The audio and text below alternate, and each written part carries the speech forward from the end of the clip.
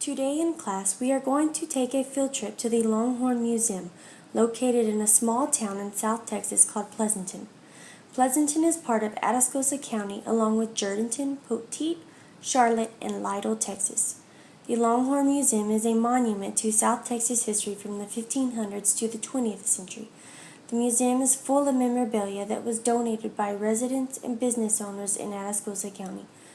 The Longhorn Museum was a gift from a local country radio station in the city of Pleasanton on May 15, 1983. The radio station was KBOP 1380 AM and was the first country radio station in the Lone Star State of Texas. The DJs were famous country singers Willie Nelson and Johnny Bush. When the KBOP was no longer running, most of the equipment and country music memorabilia, including autographed pictures of the country artists, were donated to the Longhorn Museum. In the 1720s, when the Mission San Jose in San Antonio, Texas was established, the occupants living within grew crops on a farm 2.5 miles long, and the stock were kept at a ranch 25 or 30 miles away called El Atascosa. This name may sound familiar to some of you. This is because El Atascosa Ranch is now Atascosa County. On the ranch, they had 5,000 head of sheep and goats, 3,000 head of cattle, 10 droves of mares, and 2 donkeys. San Jose Mission employed 150 workers who took complete charge of the land, acting as mule drivers, masons, cowboys, and shepherds. When the ranchers needed to round up the cattle, they decided to jump on the horse and use the horse to guide the cattle where they needed to go. The boys would round up the cows. This is why Pleasanton's nickname is the birthplace of the cowboy.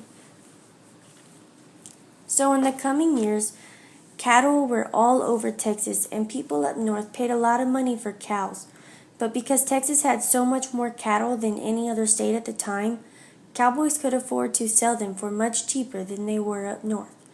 Most of the time, cowboys would guide all their cattle across Texas to sell them to northerners with nothing but a horse and a rope. Ranchers at this time would have to build a fence to keep their stock in and the Indians out. But fence was so expensive and did not always do the job.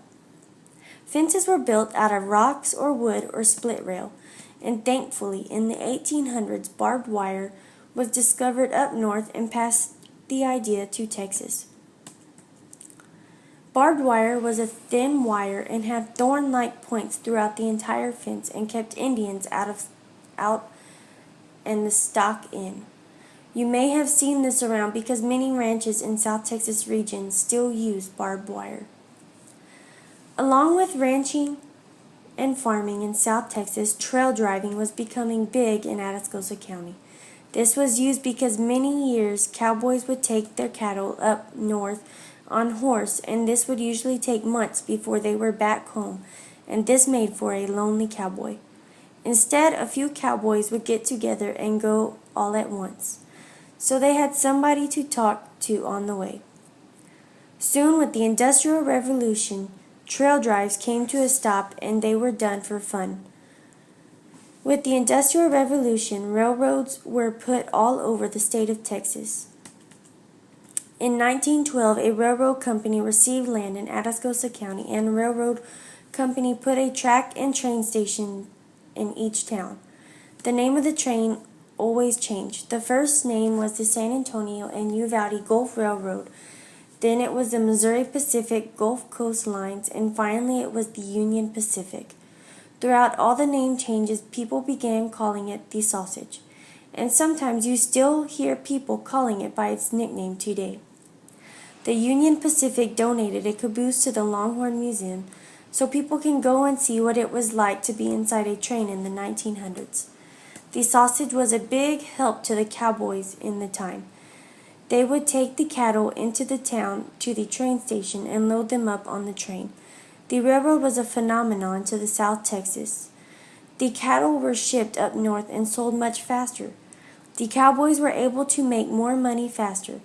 Many economic opportunities were brought with the arrival of the railroad. Atascosa County's population grew so much at this time. With this, people were able to open banks, grocery stores, doctor's offices, and gas stations. Atascosa County takes great pride in the Longhorn Museum and all the history that it represents for the South Texas region.